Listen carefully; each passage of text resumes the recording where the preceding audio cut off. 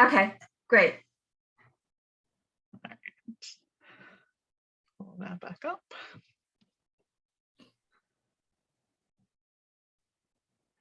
Great. All right, and everybody's seeing the big, okay. Never know when it's switching back and forth to presenter mode or whatever, but okay, all right, Renee, I'll let you all right, get great. started. So the Student Climate Challenge in this school year is a rollout of the state of a pilot that we did last year in South Jersey. So we do have some teachers that have gone through the experience, like I said, that are on here. But basically, the history of it is that the first lady, Tammy Murphy, who everyone knows is really supportive of climate education, asked the Drumthwacket Foundation, which the Drumthwacket is the home of the governor, to sponsor this contest. And so they were able to get funding from Atlantic City Electric and Exelon Foundation to underwrite the cost of the contest. And it's all about engaging students in addressing climate change. You can go to the next slide. So what we're going to talk about tonight is just kind of give you more details on kind of what the climate change challenge is all about. We're going to talk about the lessons learned from the pilot and kind of tips for people participating this year to kind of improve or to kind of develop very effective submissions with their students and get the most out of the experience. We're going to highlight some resources that are available to teachers and students to support their work on the climate challenge. And then we're going to review the actual rubric for the student submissions, so you really know what the judges will be looking for when they evaluate the submissions. And then we'll handle any additional questions you have or ideas or requests. So we want this to be, a give and take type thing. So, and we can kind of make adjustments as we go along. So if you have feedback for us or you'd like to have training on a certain topic, please let us know and we will try to accommodate that. Next. So basically the challenge is structured for students in grades 6 to 12. So it could be a K through 6 school, the 6th graders participate. It could be a K through 8, 6th, 7th, and 8th graders could participate. It could be a high school. It's not necessarily, you don't necessarily have to be a traditional middle school. As long as you have students in grades 6 through 8, they can participate. And we do have 2 categories. There's a middle school category, which would be the 6th through 8th graders, and then the high school category. We want the challenge to be based on team projects. So the idea is not only are they addressing climate change, but they're having the experience of doing it in a collaborative way. The actual challenge is for students to complete a school or community-based project addressing either the human causes of climate change or the impacts of climate change on the environment. And we're going to go into a little more detail on that. And the actual submission into the challenge contest is a digital story video about the project. And there's also a couple of written responses that are required in the submission, which we'll go over later on in the evening. The overall timeline for it is in late January or February, we're going to be offering educational sessions focused on the different things that students could do. And we'll talk about that a little bit more later. April 1st, the submissions are due, their actual videos and the completion of the other questions on the submission form. In May, we'll announce like the finalists for the contest. This past year, the finalists were 1st, 2nd, and 3rd place winners. We may expand that a little bit this year. It depends on how many submissions that we get. And then fingers crossed, we will have an award ceremony in June at the Drumthwacket Foundation in Princeton with the First Lady and possibly the governor participating. So that's what we're hoping for. Go ahead. And there's a bunch of resources on our website, the New Jersey Climate Challenge bit.ly, that's on the bottom. But there's a teacher guide.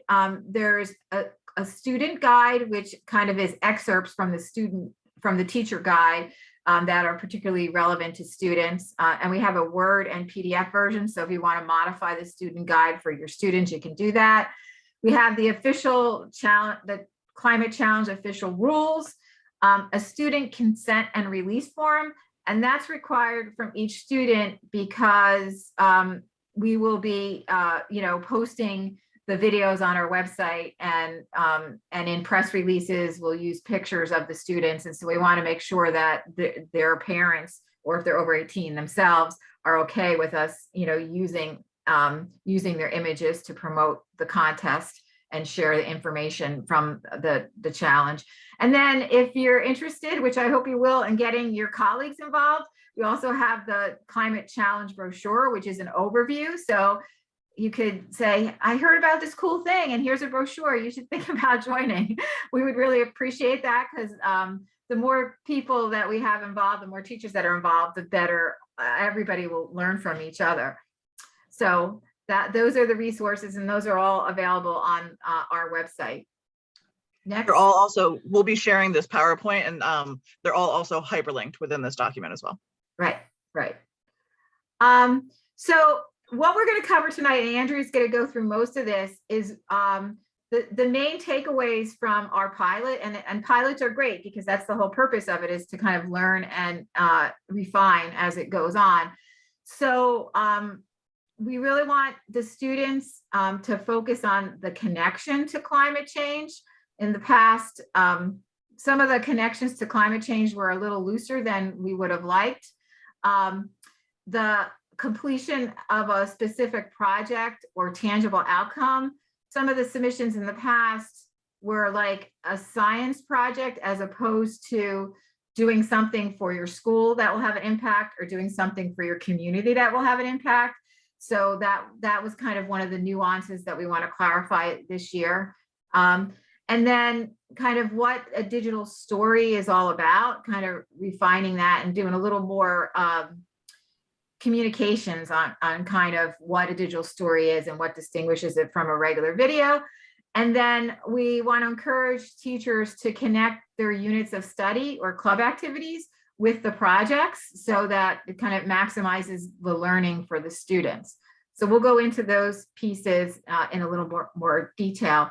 Does anybody have any questions right now? Okay. Okay, so when we're talking about connections to climate change, really, kind of what we're thinking here and what we're expecting for middle school and high school students to be able to talk about, I'm sure if we're all on this call, we kind of have this general understanding of climate change, that human activities are the causes, which leads to an increase in greenhouse gas, that's my little abbreviation there, in the atmosphere, which then leads to climate change, and then we're experiencing those negative impacts. And so we want to really make sure, pulling from next generation science standards, thinking about this cause and effect relationship, and thinking about, there's kind of two ends of the spectrum that we can be thinking about, especially when we're thinking about talking about what students can do, what types of action projects would be appropriate. So we can either kind of focus on the causes component, which then those approaches to tamp down some of the causes of climate change is called mitigation to climate change. Or you can think about the other end is to decrease, or to learn to live with, basically, some of the negative impacts of climate change, and we call that adaptation. We want to make sure that we're actually having the students connect the dots between not only how human activity causes climate change in a very specific way, but how their climate action project either is taking advantage of a mitigation approach to decrease how much CO2 or greenhouse gases are going into our atmosphere, or they're taking advantage of an adaptation, which then would help to decrease some of the negative impacts of climate change. So really trying to connect all of the dots and to see how this cause and effect relationship between human activity, for bad or for good, right? Depending if we're talking the initial creation of the problem with climate change or some of the solutions. So diving into that a little bit more, for example, so human activity, or one of the causes of climate change, again, I know we all know this, but going quickly through, is fossil fuel usage for energy production or for heat. And so mitigation strategy that students could think about creating an action project around would be to think about ways that an action project could encourage increases in energy efficiency or energy conservation in their home and their school, thinking about ways that they could increase renewable energy sources in their home and their school, etc. Another cause of climate change, of course, is how much fossil fuel use we use for transportation. So again, a mitigation strategy for this particular human activity would be, of course, just to drive less, right? Carpool, bike, walk, or use more efficient vehicles. Thinking about anti-idling efforts or campaigns at schools would be another really great one. Now, there's all these laws on the books around preventing idling at schools, but we do it all the time still. So thinking about how that could be a really effective mitigation strategy. And then even eat local, buy local types of campaigns where we're just trying to decrease the number of miles our food travels before we eat it. Similarly, deforestation, thinking about tree or native plant replantings in a particular area, of increasing recycled paper usage.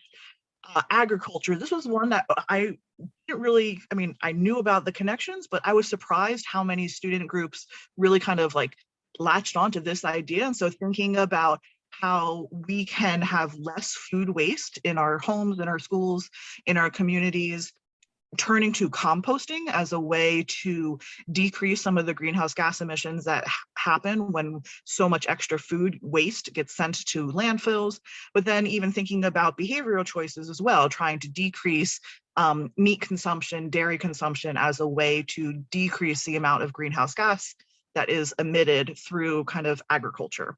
And then finally, industry. I know students may not necessarily have a big impact on industries because cement production is surprisingly one of the highest, pretty high, higher than you would expect, sources of greenhouse gas emissions, but thinking about plastic production as well. So the sheer amount of energy that is needed to create all of these single-use plastics that we're using on a regular basis. So trying to decrease single-use plastic and increase kind of reusable product usage would be really important. But again, this is an important one that students really have to connect the dots between how climate change is caused through these types of human activities. It's not just we can't just have let's just recycle. You know, it has to be a little bit more kind of connecting the dots between human activity, greenhouse gas emissions, and why recycling, for example, is an appropriate mitigation strategy, and not just like, you know, kind of speaking in generalities, but really looking at some of the cause and effect. Renee, do you want to? Yeah, I just wanted to say anything. It's not even plastic. It's kind of reducing waste in general and lowering consumption. So there's a whole kind of zero waste movement out there that there's a lot out there, like on, you know, slimming the packages. Instead of having plastics and cardboard, it come in the, you know, for a small little piece of electronics equipment or something, reducing it. So buy nothing groups, those kind of, you know, kind of yeah, really yeah, or you know, recycling or free cycling, instead of sending stuff to the, like a perfectly good bike to the land, you know, to the dump. In my town, like, I know the guy who runs the depot, and he's like, you can't believe how many like perfectly good bikes we get, that people, like, their kids outgrow them and they just send them to the dump. And so things like that are good projects too, but you just have to make the connection between climate change and the project itself. You know, we want to avoid, you know, the kind of project, like, so when I was in the classroom and you would ask, oh, well, what should we do, like, to improve our local community? And students very, very often gravitate towards, like, let's pick up the trash, let's pick up litter. So I'm not like, you know, bashing like a litter related projects, but I think there's a lot kind of bigger picture that we can be thinking about as well. Yeah, I'm definitely anti-littering, but at the same time, you know, this is a climate change focused challenge where we want to focus on actions that are going to help either mitigate the causes of climate change or adapt to climate change. So similarly, we know all these impacts of climate change. So thinking about severe weather events or heavy rain events, adaptation strategies that students could think about creating a project around. Rain gardens is a great one, you know, thinking about how you could increase green surfaces or green infrastructure in your local community around your school.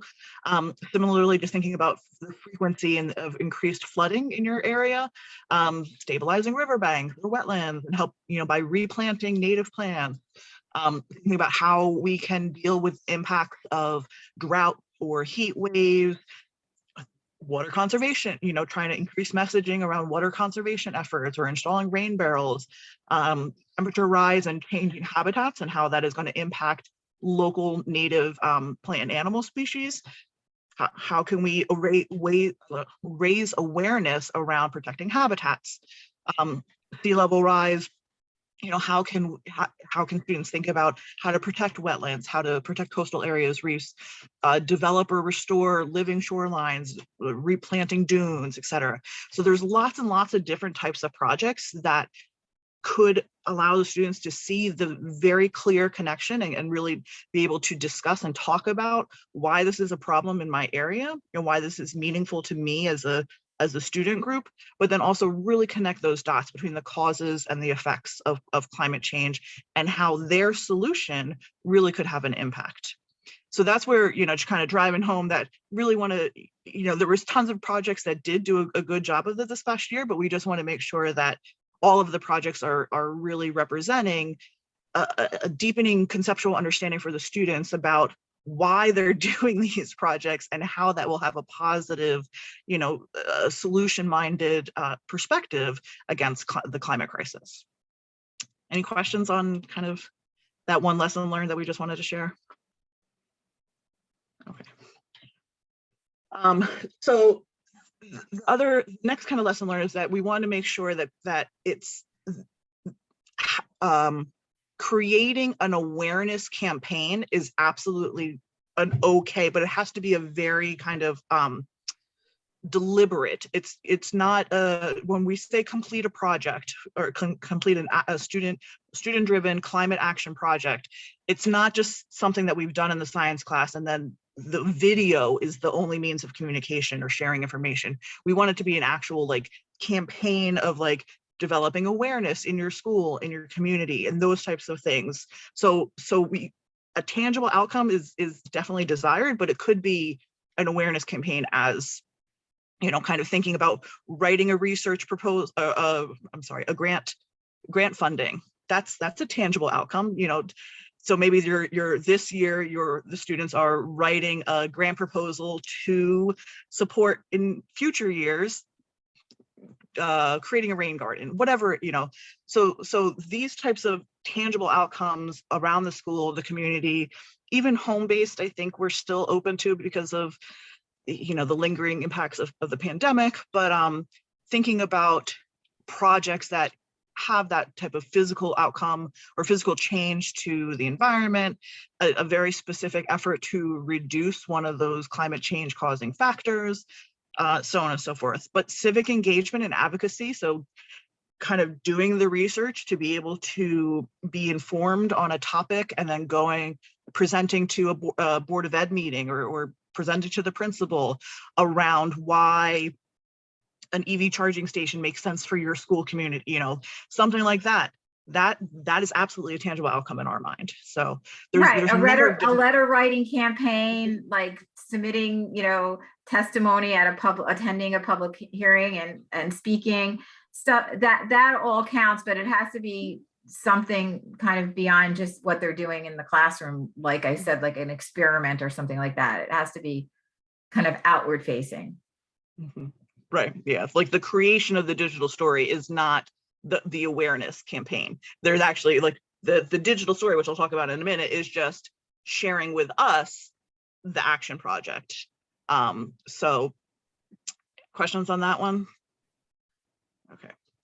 All right, so digital storytelling. So trying to clear this up a little bit. I know, we use so many different terms in our very digital age. So what we mean by digital storytelling, or how, or in our perspective, a digital story is different than just any other old video, is that digital stories really have that kind of personal storytelling aspect that is going to share with the audience kind of the narrative behind the story, behind the topic.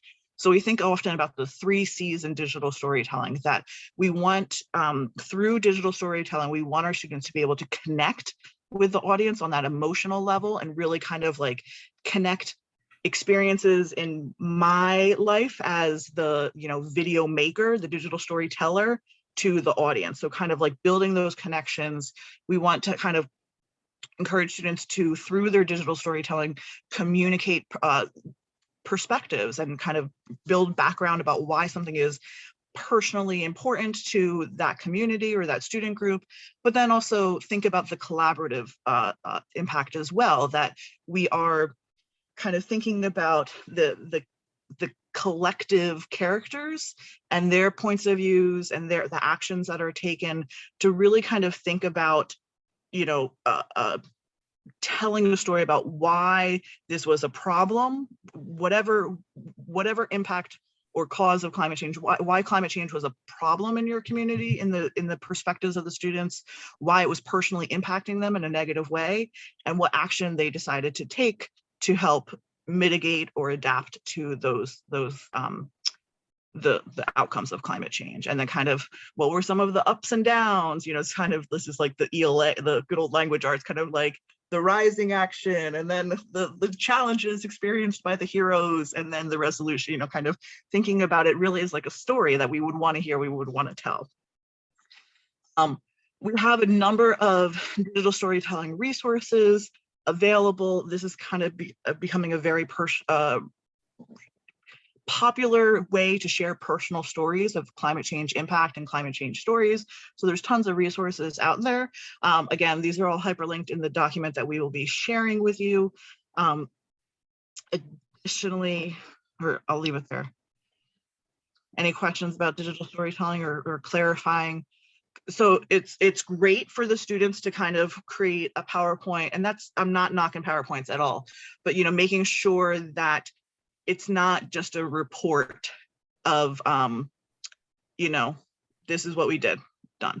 No, well, tell me why did you choose, why did your group members decide that this was a problem for you personally? Why was this particular actions taken? Why was that an appropriate approach to help resolve the problem? And then how did you actually accomplish solving those problems as well? So kind of thinking about a little bit more of the anecdotal things that kind of go along with the reasons why someone might be on the edge of their seat to hear about the trials and tribulations, and why this was something important and exciting for the students to participate in.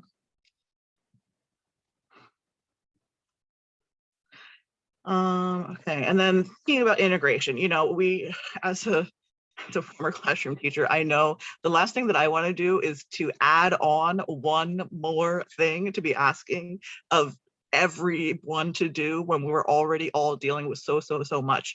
So really trying to, we have a number of resources, and we'll talk in a minute about how we as project managers, how we can better support you. But we really would encourage everyone, all the teacher leaders, to be thinking about how this can be integrated into your curriculum and building those connections already. So I think, if I recall correctly from the introductions, that everyone here was at least taught science in some way. So, and that's fantastic, former science teacher as well. But, thinking about climate change as a societal issue is much bigger than just a science topic. And so thinking about how we can make connections to climate change across the curriculum. Climate change has recently been incorporated in all content areas and all grade levels in the 2020 version of the New Jersey Student Learning Standards.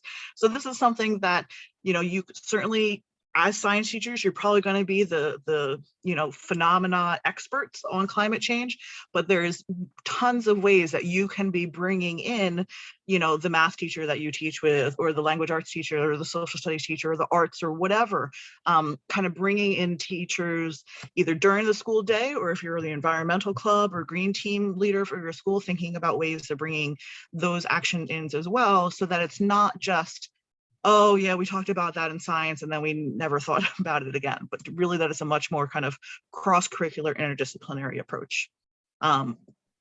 The CLEAN network, I cannot speak more highly about, of having tons and tons of resources around bringing climate change into the classroom across many different grade levels and many different connections. Subject to climate change also is a very interdisciplinary kind of approach to thinking about bringing in climate change.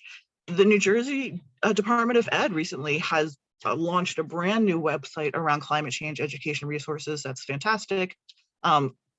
And then I always love the Teacher Friendly Guide to Climate Change as a freely downloadable book that you can check out. It has lots of good background information if you yourself are feeling a little shaky around climate change and how to approach this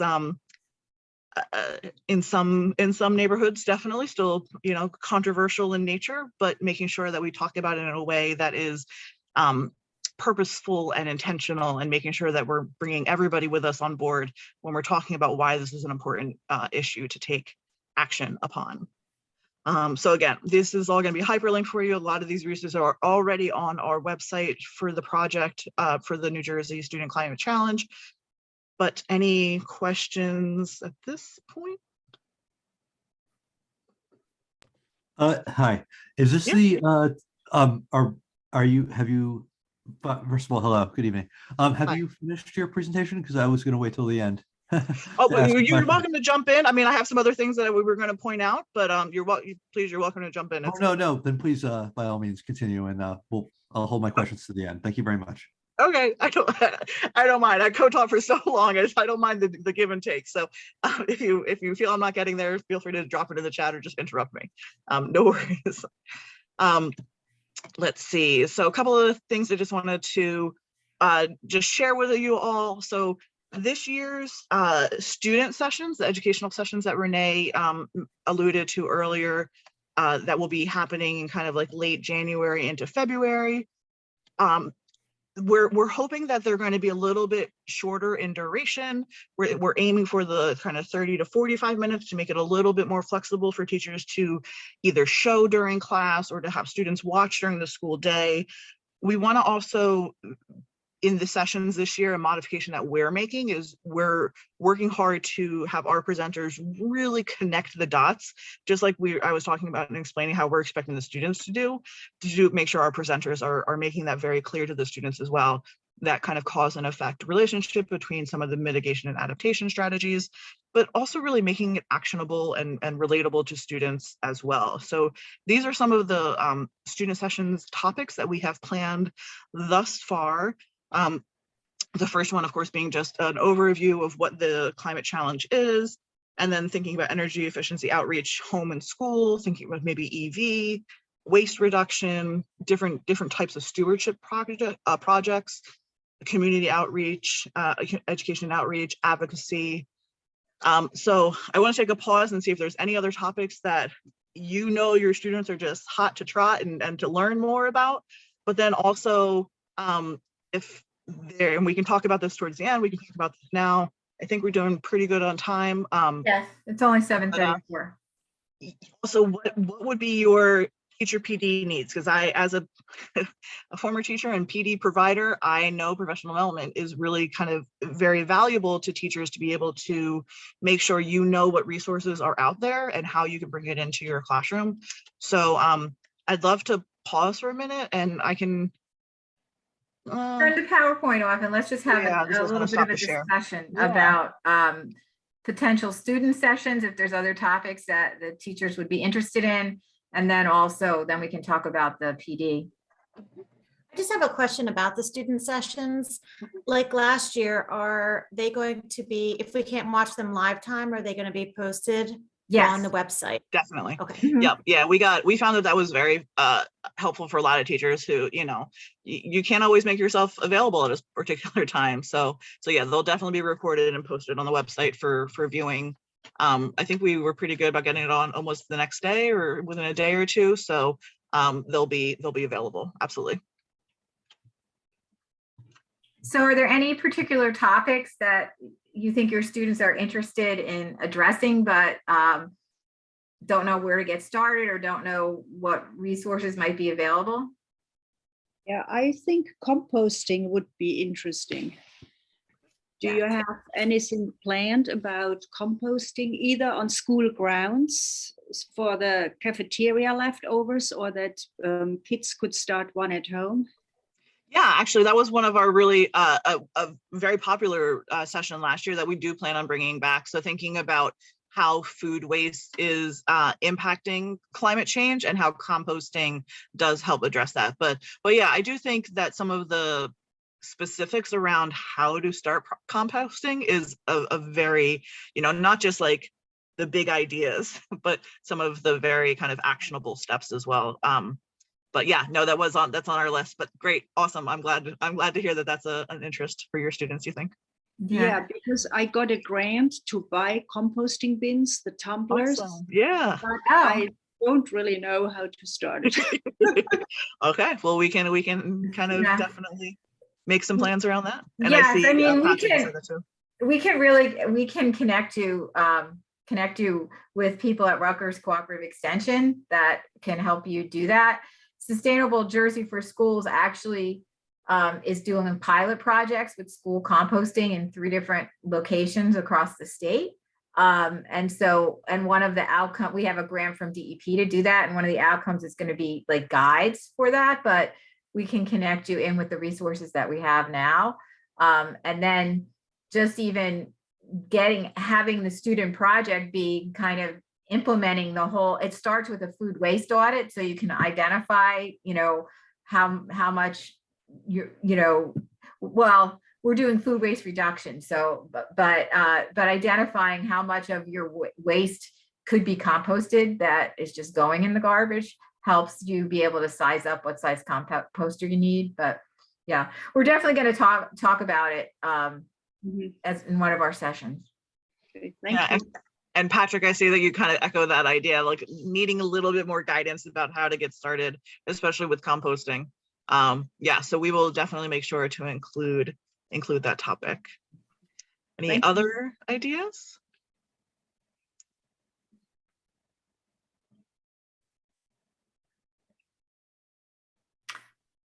Okay, well, if you think of anything, even between now and, early January, just email me and we can see what we can do to either connect you to specific resources for that or to organize a session on it.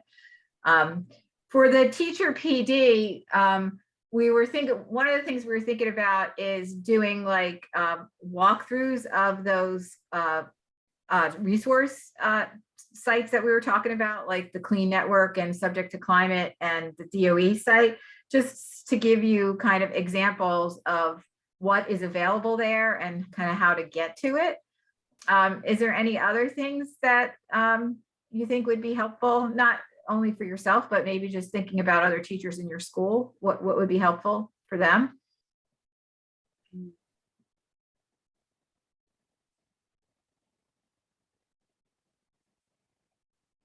Or even maybe not science teachers, because they kind of live this every day, right? But other teachers that maybe don't even know about climate change, that they're going to have to be integrating it into their lessons pretty soon.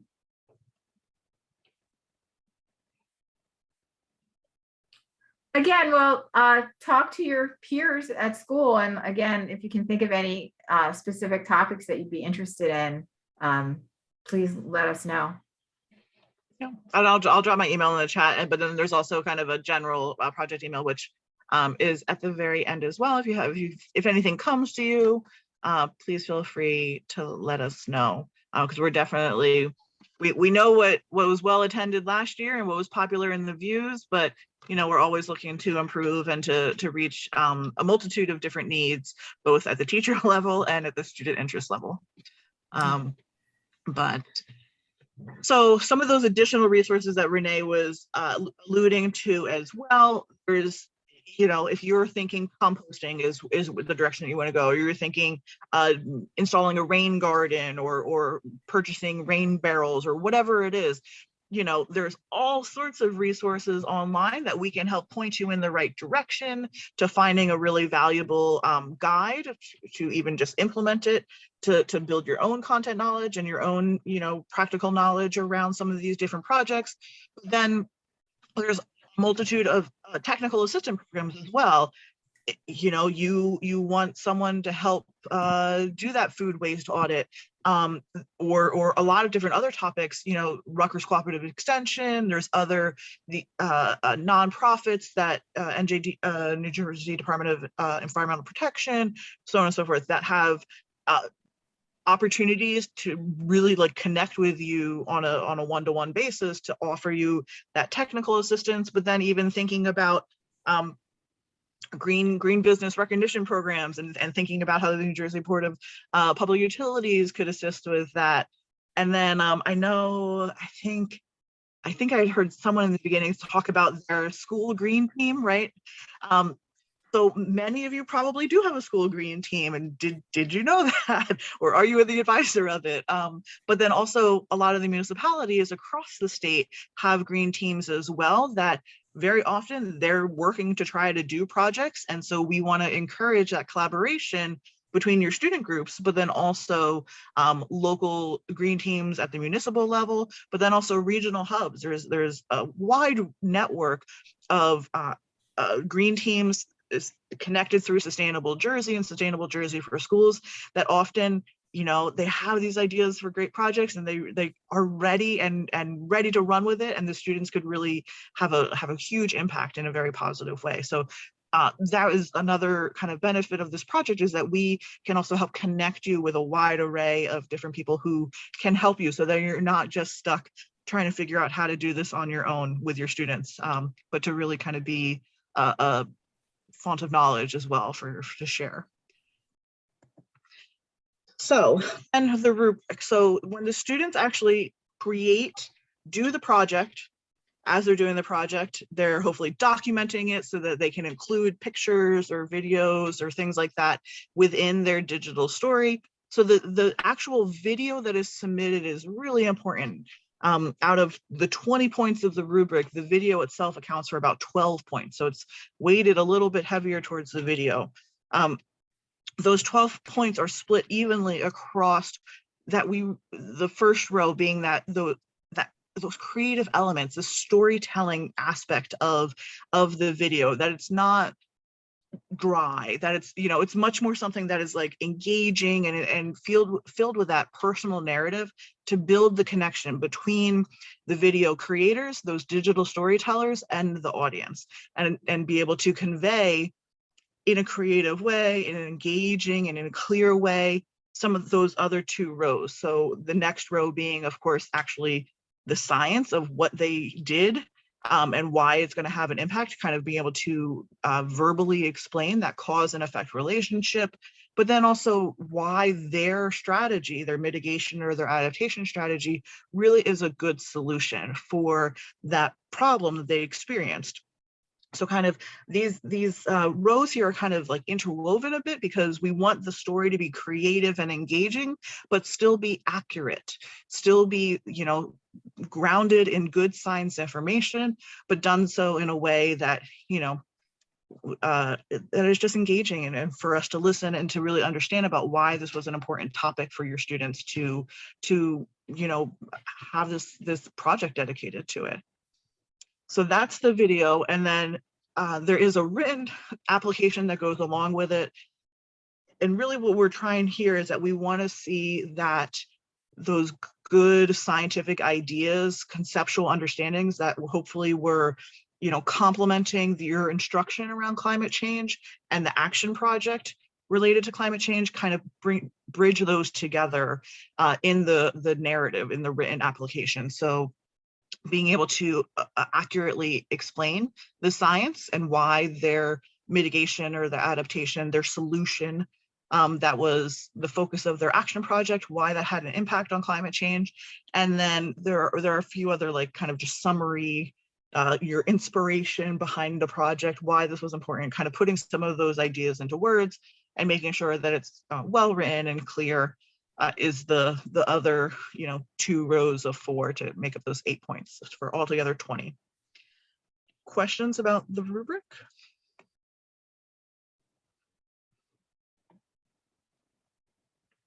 And I think Renee had said in the beginning, so we do have kind of like middle school groups. So just middle schoolers are competing against middle schoolers and high schoolers against high schoolers. And it's not like, one of the things I want to be clear is like, and Amy, I see your comment. So let's say we did have a group that was able to do this huge dune restoration or replenishment project, and they have this enormous impact. And we have another group that has a very masterfully constructed digital story around a much smaller impact project. We are trying to evaluate each project on its own merits. So just because one project has a huge impact, but maybe is not a very good digital story, not a very good, application, in comparison to a very well made video and a very well written application, but has a much smaller impact, we would weight more heavily towards the smaller impact, but the well-developed video and the well-developed application.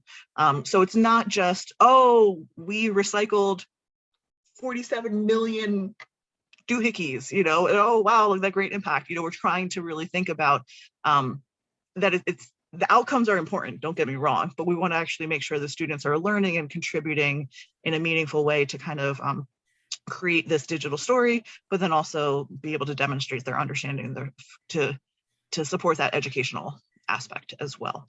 Right, and that same thing goes for like the length of the video. I think we say between 3 and 5 minutes, but it longer isn't necessarily better. If they can kind of tell their story in 3 minutes in kind of an upbeat, engaging way, that's better than a 5-minute video that kind of gets a little bit boring, to be honest with you. So, and these are reviewed by a wide range of people. I think the review committee was from all different organizations, and it was surprising that they were pretty, pretty much in the same range. Some people are harder graded than others, but the kind of the winning submissions kind of pop out because of the, either kind of the creativity of the video or the clear articulated connection to climate change.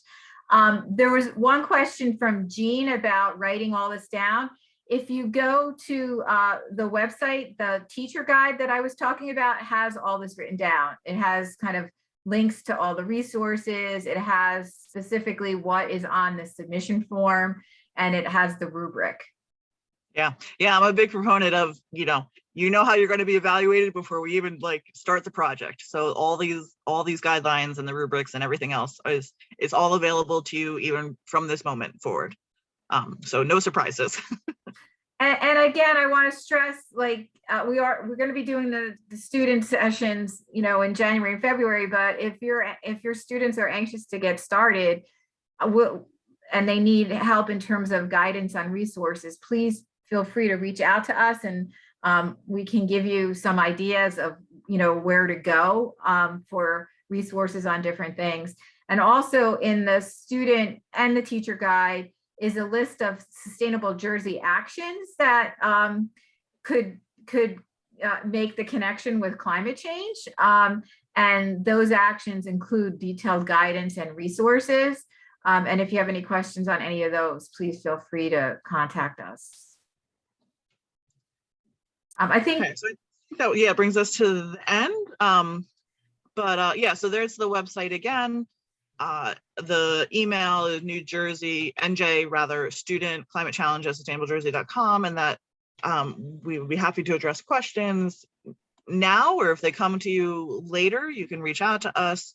But yeah, we have about 10 more minutes if anybody has questions, or we could show the website if anybody really wanted to see the website, or anything else that we can address. Did Matt have some questions? I could ask a question if, Oh, that's Yeah, right. Yeah. We'd Yeah. love to have sorry, questions. I'm gonna turn my camera off because I am not presentable right now. Yeah, it's been kind of a long day. All right, yes, yeah, okay. So essentially, yeah, like my question was, first of all, super excited. Thank you so much for your presentation. Really, really interesting. Sorry I didn't introduce myself earlier. It's not a good moment earlier. Anyways, yeah, so my question was, actually, so I am not only I'm on the green team for my school, I'm also, well, I'm a science teacher at high school. I'm also the advisor for the environmental science club in my school. So my students we've already caught wind of the competition. They've already begun preparing it, and they've been working on it for a couple weeks already.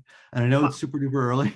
No, that's great. It That's seems great. early, but anyway, they really want to address flood mitigation in our municipality because it's yeah.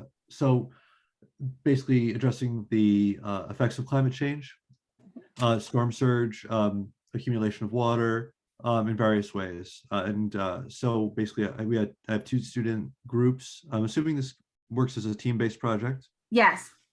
Yeah, so there's two teams, and yeah. So what it is though, what they really wanted to focus on is like trying to influence public policy. So what they wanted to do is, create a plan, and it would be, they're not quite sure like how far it would extend beyond our municipality, but maybe like even within our city, to address these concerns with all the flooding that's going on. And basically, it wouldn't be something that they themselves it wouldn't be something they could realize on their own, but it would be like something, like I said, it would be public policy and basically a solution that could improve not only the quality of life of the residents of our city, but also, yes, help to solve the flooding issue that we have.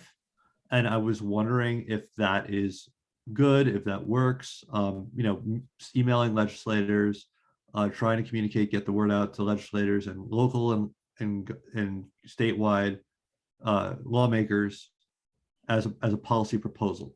Would that be something that would be admissible? Yeah, definitely. Yeah. Go ahead. I'm sorry. No, I was just going to say, yes, it would be. And they should definitely do a lot of research. The DEP had just come out with new stormwater rules. And actually Sustainable Jersey, we have an action enhanced stormwater ordinance that might have some resources in there that you can look at.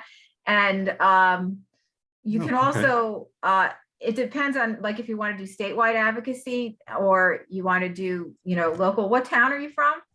Oh yeah, we're in Hoboken. So yeah, we get a lot of flooding. Oh my gosh, Hoboken's doing a ton of stuff.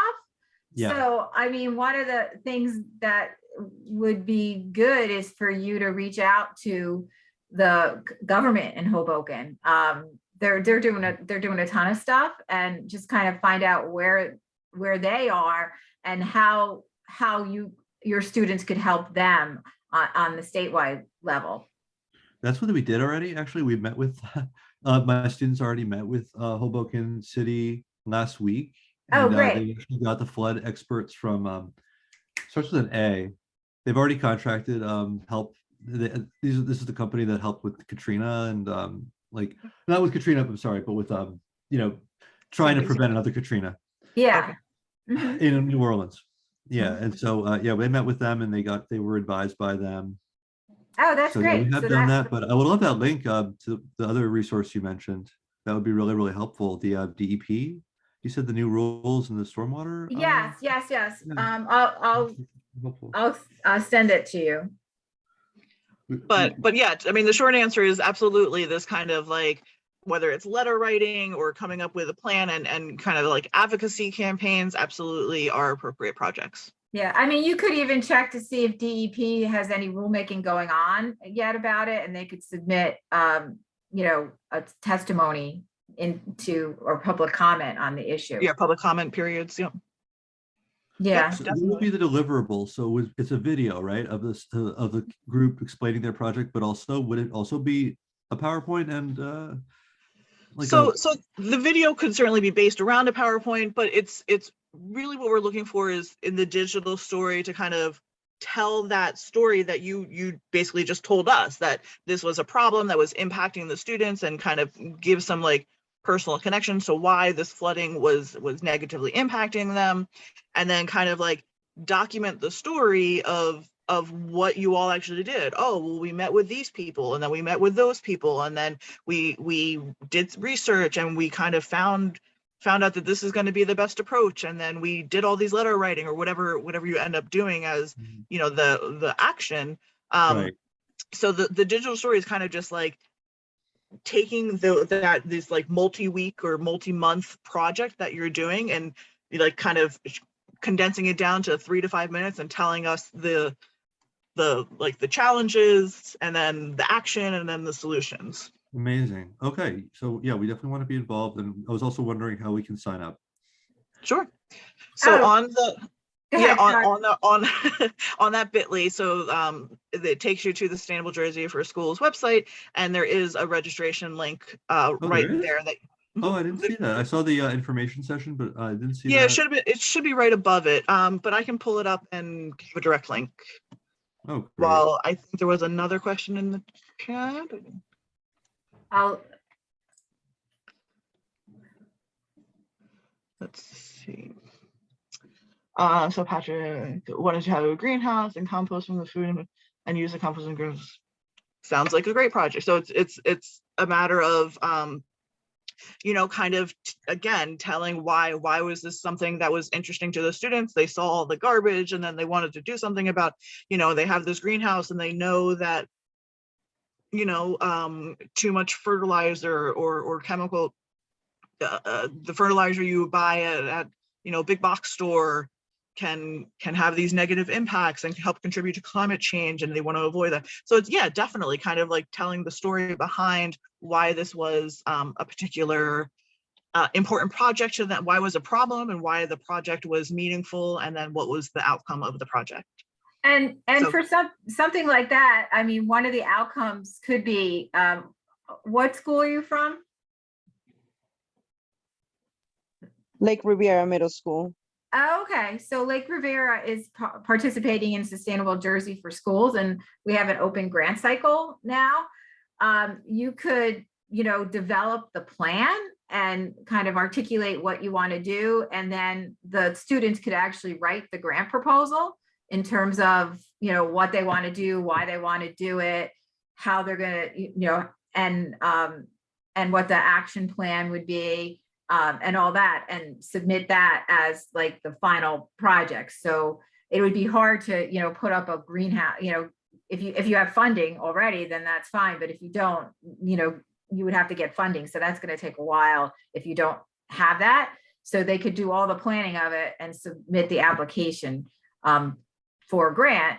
And that could be the outcome, is the research and the proposal. And then hopefully it gets funded, and then next academic year, You're right. You do the that as a project is actually installing it. So I did drop the registration link to kind of get on the list to be updated as more information comes out. I dropped that in the chat. Yeah, great. And I'm sorry, Patrick, or I saw somebody, I talked over somebody, my apologies. Oh no, sorry, it was me. We have the greenhouse, but we don't have anything for the compost, and I don't know how expensive is that, but the greenhouse we already have.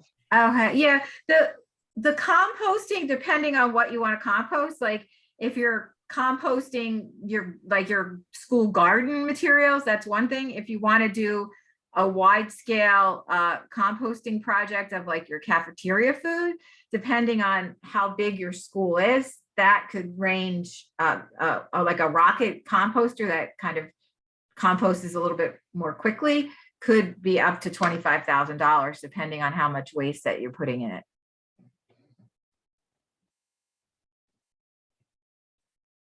But again, there's resources that could help you kind of figure that out, or at least put a plan together to figure it out and put a proposal together to get a composter. And then I see another question in the chat. So following up, wanting to apply for Sustainable Jersey for Schools certification and hope and question around participation counting as points. Renee, I'll let you. Yes, definitely. Whatever the project that you do is either going to be, because it's connected to climate change, it's either going to be related to one of the actions that is already out there, or you could put it under innovative. So the innovative projects cover anything that's not on the list of actions, but is related to sustainability. You know how many points that might be worth?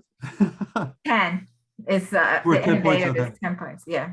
All right, so we will list that we are participating in this. And is that like? Well, the project be itself accepted? would be not just it's not participating in this, it would be the ultimate project. Okay, right. Okay, so it has nothing to do with participating in this, but the project itself. Right. The Right. project that is completed through this challenge would be the points. Yeah. Okay. Or if or like there's a bunch of actions that have to do with education for sustainability. So like if you're integrating climate change into your curriculum, then you could get points under the education for sustainability lesson plan or unit of study. Well, we're not. I mean, it's just like within this, this group of students that I have, we have 10 Mhm. students. Like I said, 2 teams that be doing 2 separate projects. Would that count? I mean, like, would that count as integrating into your curriculum? Probably not, right? No, it'd have to be like a lessons plan with student work and the rubric and everything. Okay, so this would probably be under the innovative thing you said. Mhm. Okay. Yeah. And do people have a lot of success getting those points doing these sorts of projects? Is that? Yeah. Yeah, we've I never mean, applied innovative before. is a pretty wide open category. I mean, it Oh, would okay. depend on, I can't commit that you would do it because it would depend on what you have in your submission. But like if Right. you did like a educational advocacy campaign, Yeah. that would count as innovative. Okay. Yeah, like the project we described, like, basically us, making a public policy and sending it to policymakers like in Trenton and elsewhere. That falls under that umbrella, right? Yeah. For Yes. climate change. It is relative to climate change. Yeah. Okay. All right. I'll stop asking And questions. it's now. Thank also, you very there's much. also actions about civic engagement too. So you could Oh, look yeah? at the actions Oh, themselves. right. Okay. Is there Great. any And other? in Go the ahead. teacher guide, so in the teacher guide that is listed on that is a PDF of it is on the website, does have a whole, like Renee and I went through and she identified a whole ton of Sustainable Jersey for Schools actions with their descriptions that we felt related to climate change. So could also be a good resource to check out as well. You know where that would be? Do you have a link for that by any chance? Yep. Yeah, I'll drop it in the chat again. It's a very vast website, and we're all trying to kind of grapple with Totally it. get it. Yes, so, Andrea, can you just go on to the? Absolutely. I'm on it right now. Yep. All right, so this is the website that I was, as everybody can see that, right? Sorry, I should have double checked. Yeah. Okay. Yeah, so this is the information for this year's challenge. So right here is where the link is to register, and registering does not commit that you have to follow through and submit a project. We hope you do, but something happens and you're unable to submit. It's not a problem. This just kind of gets you on our email on our email list and on our radar as you're interested to participate. And then clearly you all found this link of registering for the info session since you're here, but then as you continue to scroll down, There's another link. That's to. Oh, there's another link to register. Yep. Mm-hmm. To register your interest in participating. And then here, this first climate challenge teacher guide is what I was referring to. Let's see if I can pull it up quickly. And then Yeah, so you'll see, this is the teacher guide that we're looking at now. And this is, you can see all the different Sustainable Jersey for Schools actions that are described and relate to climate change. So there's tons of locally grown food, school gardens, green infrastructure, community education and outreach, civic stewardship and volunteer, so on and so forth. So lots of different, and even more municipal. Would the innovative actions. thing be within that? The innovative, or is that somewhere else? Innovate, I don't know, I don't think, do I we don't think put we innovative on the included list? And innovative is anything that's not a specific action. So it's just, Yeah. you know, So it might not be listed here, but because it's wide open. yeah. Right. So before, do you have any other questions? One thing I wanted to do is that we do have people that participated in the climate challenge pilot. So I was wondering if Amy or Dion, if you wanted to kind of give any pointers to the other teachers on, Your or future competition. No, joking. I think one of the biggest takeaways was that a large group of our students attended a lot of the information sessions. They asked a lot of questions, and there weren't a whole lot of students in those sessions. So I think that that gave them the opportunity to really understand what they wanted to do and kind of focus in on what they needed to do. And I agree that informational sessions were key. It gave our students the information and the motivation. So when they didn't pick a project until after they saw all the sessions. So afterwards, Amy and I put up a Jamboard, and they put their Post-its up on the Jamboard of what they want to do. And they pretty quickly came up with what their action project was going to be. And they initially just wanted to start immediately working on their website and putting that out there. And then Amy and I had to almost dial them back and be like, wait, what's the science behind it? Why are we doing this? And that's what you guys talked about, the connection to climate change. So we had to bring them back, like, wait, hold up, we're not there yet. We have to know why we are doing this. So that was really helpful, really gave them the meats of why they're doing this, and it made the project more meaningful for them. And no, it was a great experience. To be honest, when we first were informed of the contest, well, I could speak for myself. I was like, oh, it's another thing we have to do. It's such a busy year, but it wasn't painful. It was so enjoyable. Amy and I, we love the content, but all the resources were there for us. If we had a question, we would email, Renee would get an email right back the same day.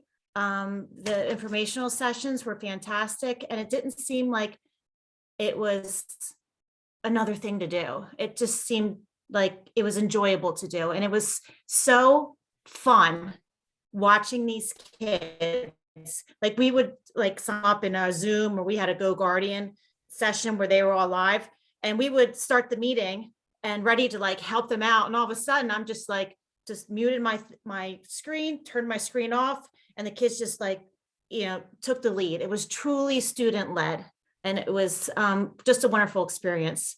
And we have a couple ideas for this year, Amy and I, and we look forward to participating again. And we thank you for giving us this platform, and to give the students the platform.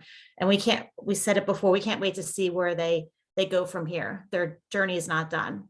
They've only just begun. And 3 of our students, we had students in 6th grade, 7th grade, and 8th grade. 3 of our 8th graders are now in high school, and their mission and their message is spidering out to other high schools as well. And I think that's pretty cool to watch. yeah, yes. And one of the sessions that we want to have this year that we didn't have is to have more student activists speak too. So that's on our list. And Amy and Dion, they won first place in the middle school category. And you can watch the videos and see the finalists. They're on, if you go on the Sustainable Jersey website under the events page, you'll get, you know, the climate challenge stuff, and it has for this year, and then it has the finalists from the pilot year. And Jean asked a question about, will there be anything to submit between now and April? No, there's not. You don't have to do anything to submit to us. We're going to be running those sessions, and we'll be publishing like the list of sessions that we're doing in January, and you can participate in it, or they'll be posted on the website. You can look at it. The sessions from last year are still posted on the website too. In that category, you can look at the other sessions, the sessions that we did last year. Like I said, this year they'll be a little bit different because they're going to be a little bit shorter and a little more focused on things that students can do. And then the submissions are just due on April 1st, and then it'll take us about a month and a half to do the reviews. And then we'll notify everyone of the finalists. Yeah, to answer your question, there's no requirement to participate in the sessions. We hope that they will be good resources and good kind of accessible information to assist the students in making those links that we're expecting for the projects. But there's no requirement to participate in X number of sessions or anything like that. Would you consider adding a public policy session? Sure. So we have the intention of doing a session that is a little bit more focused on how to be an advocate, how to kind of do that kind of civic engagement advocacy. But yeah, we can definitely have an element to that, probably around public policy. Wouldn't you think, Renee? And influencing public policy. Yes, yeah. I mean, that's what it's about. Right. So either I know like the Student Sustainability Coalition is doing a lot of advocacy around the green bill. What I forget exactly what it's called, but they've been doing a bunch of advocacy. So we're going to have them talk about what they do. And advice around advocacy campaigns, and then yeah, I know last year's session that was focused on the Pinelands, the PPA speaker had kind of some great information around advocacy, but yeah, no, that's definitely, thanks, Amy. That's a good point. And maybe we can have someone from DEP just talk about what the rulemaking process is and where they can influence that. Because there's advocacy like for your elected officials, and then there's advocacy within the organizations that are doing the rulemaking, you know, that actually putting the regulations down on paper. Cool. Great ideas. Yeah. I'm jotting them down. Anything else? Any other questions?